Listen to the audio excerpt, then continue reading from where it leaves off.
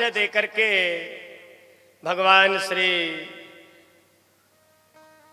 राम जी की महिमा का वर्णन करते हुए तुलसीदास जी लिखते हैं कि जनकपुर वासियों का वो भाव, उनका प्रेमा भाव, प्रेमा शक्ति बड़ी अद्भुत है।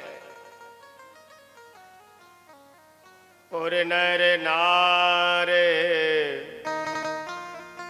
सुभगे सुचि संता, पुर नर नार सुभगे सुचि संता, पुर नर नार सुभगे सुचि संता, पुर नर नार सुभगे सुचि संता, पुर नर नार सुभगे सुचि संता, धर्म शील ज्ञानी गुणवंता, धर्मशील ज्ञानी गुणवंता, धर्मशील ज्ञानी गुणवंता, पुर नर नार सुभगे सुचि संता, पुर नर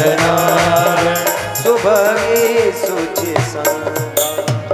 और देखिए जनकपुर का परिचय दे रहे हैं गोस्वामी जी। जनकपुर वासी जितने नर नारी हैं, जितने भी पुरुष हैं, ये सब साधारण नहीं है। ज्ञानी, गुणवंता, पवित्र, अमलात्मा। माना कि जनकपुर में एक जो झाड़ू लगाने वाला जीव है ना, मनुष्य, वो भी एक संत है। ये जनकपुरी ज्ञानियों की पुरी है, वेदांतियों की पुरी है, परमहंसों की पुरी है। इसलिए जनकपुर के बारे में क्या कहना। बड़ा सुंदर नगर, सरता तट पर अनेक उपवन, ऋषि मुनियों का वह आश्रम, आहा, आकाश को छूने वाली इमारतें। विश्वामित्र जी कहते हैं राघव, ये जनकपुरी है। एक आम के बगीचे में भगवान श्री राम, लक्ष्मण और गुरु विश्वामित्र निवास करते हैं, ठहरते हैं। इधर रामायण में वर्णन है कि जनक महाराज को पता चलता है कि गुरु विश्वामित्र पधारे हैं, तो अपने मंत्री सतानंद, विश्वामित्र महामुनि आए, समाचार मिथिलापति पाए। जैसे ही पता चला कि गुरु विश्वामित्र पधारे हैं महाराज जनक को, तो सतानंद को लेकर के, आहा, कुलगुरु हैं, मंत्री भी हैं, सतानंद को लेकर के जनक जी आते हैं। महाराज विश्वामित्र का भव्य स्वागत, अगवानी की गई और उनको प्रणाम करके कहा, गुरुदेव आप कैसे हैं। विश्वामित्र ने बहुत आशीर्वाद दिया जनक महाराज को। याज्ञवल्क्य जी कहते हैं, भरद्वाज, उस समय भगवान राम और लक्ष्मण बाग देखने के लिए, बगीचे में घूमने के लिए गए हुए थे। अब विश्वामित्र और जनक जी की चर्चाएं चल रही थी। इतने में राम लक्ष्मण बाग में घूम करके आए। विश्वामित्र ने राम जी से कहा, राघव, हे सौमित्र, लक्ष्मण, ये महाराज जनक हैं, बड़े ज्ञानी हैं, इनको प्रणाम करो। जब विश्वामित्र ने कहा तो राम लक्ष्मण जनक जी को प्रणाम करने लगे। लिखा है रामायण में, जब राम को जनक जी ने देखा देखते देखते जनक जी की तो समाधि सी लग गई और जनक जी ने सहज भाव से विश्वामित्र से पूछा, हे गुरुदेव, नाथ कहे ओ नाथ सुंदर दो बालक, मुनि कुल तिलक की नृपे कुल पालक। हे गुरुदेव, ये कौन है? ये कोई ऋषि कुमार हैं या कोई राजकुमार हैं? क्योंकि इनका सौंदर्य कोई लौकिक तो है नहीं, इनका सौंदर्य तो अद्वितीय है। और आज मेरा विरागी मन ब्रह्म सुख छोड़ करके इनमें सहज भाव से ही क्यों लगा जा रहा है? सहज विराग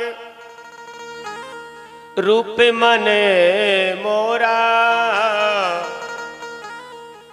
थकित होत जिमे चंद्र चकोरा। महाराज, मेरा विरागी मन इन राजकुमारों में क्यों लगा जा रहा है? ब्रह्म जो निगम नेति कहे गावा, उभय भेष धर की सोई आवा। जनक जी कहते हैं, वेद नीति नीति कहते हैं, भगवान शंकर जिस स्वरूप का ध्यान करते हैं, क्या वही ब्रह्म आज निर्गुण परमात्मा सगुण साकार में प्रकट हो गया?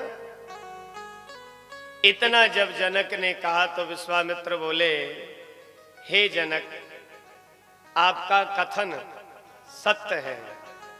जब हम जैसे विरक्त महात्माओं का मन इनके चरणों में आसक्त हो गया, आखिर आप तो संसारी हैं, गृहस्थी हैं, और इसमें कोई बड़ी बात नहीं है। अच्छे अच्छे योगियों का मन इनके चरणों में रम जाता है। देखिए, जनक जी ज्ञानी तो थे, हाँ, लेकिन एक बात हमारे यहाँ कहा है, ज्ञान साबुन है और भक्ति जल है।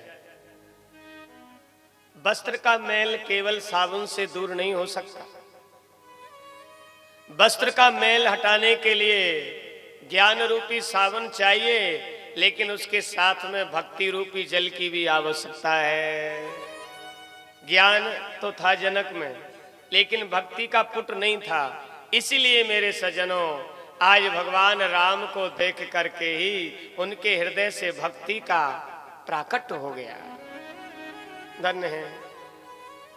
और जब इतना पूछा जनक जी ने, तो विश्वामित्र जी ने महाराज जनक के लिए राम लक्ष्मण के बारे में एक प्राकृतिक परिचय देते हुए कहा। प्राकृतिक परिचय क्या है? रग कुल मन दस रथ के जाए, हा दशरथ के जाए। रग कुल मन दशरथ के जाए, रघुकुल मन दशरथ के जाए। हाँ, रघुकुल मन दशरथ के जाए। रघुकुल मन दशरथ के जाए। ममि हित लागी नरेश पठाए। मम हित लाग नरेश पठाए।